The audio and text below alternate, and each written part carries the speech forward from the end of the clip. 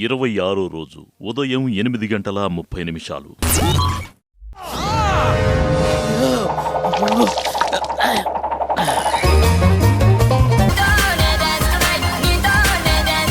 చెరక తోటలో చాటడి బియ్యం లగేసి కొడితే లజ్జ. ఏంట్రా ఇళ్ళు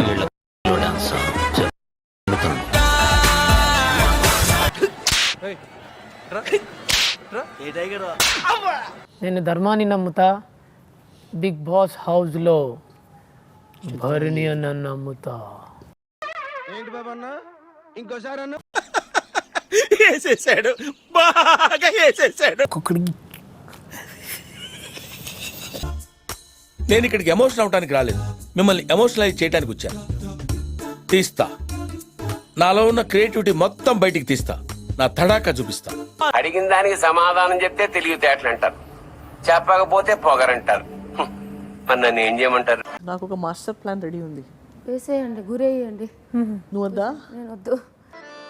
నేను ప్రేక్షకుణ్ణి, మీలో మీరు కొట్టుకుని చావండి, నన్ను ఎంటర్టైన్ చేయండి, అంతే. జనరల్ కన్నాలేసే వాళ్ళకి ఇలాంటి ఐడియాలు ఉంటాయి. గట్స్ ఉండాలి. నేను మరీ అంత ఎదవలా కనపడుతున్నారా? ఓ మాదిరిగా కూడా కనపడలేదా? ఏయ్ బాబు లేవ్, ఏ బాబు.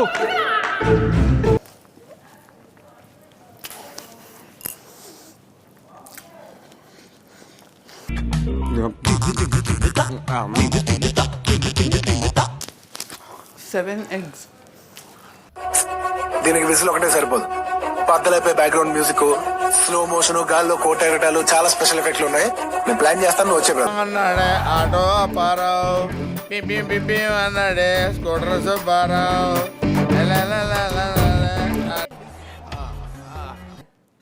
ఫ్రిడ్జ్ లో పెట్టారేమో చూడు.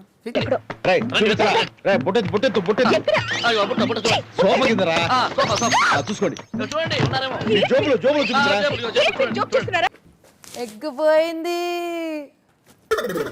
గుడ్డు పోయిందా? గుడ్డు పోయిందా? గుడ్డు పోయింది. అన్నీ అయిపోయింది. ఎక్కడే జరిగినా నన్నెట్టున్నారే మీరు. నటించకో, నువ్వేనని నాకు బాగా తెలుసు. దొంగ ఎక్కడ దొంగతనం చేసినా నిమిషంలో దొరికిపోవడం వాడి స్పెషాలిటీ. బిగ్ బాస్ ఏదైతే బోర్డ్ రెడీ చేశారో వాళ్ళు అది వేసుకునే ఉండాలి.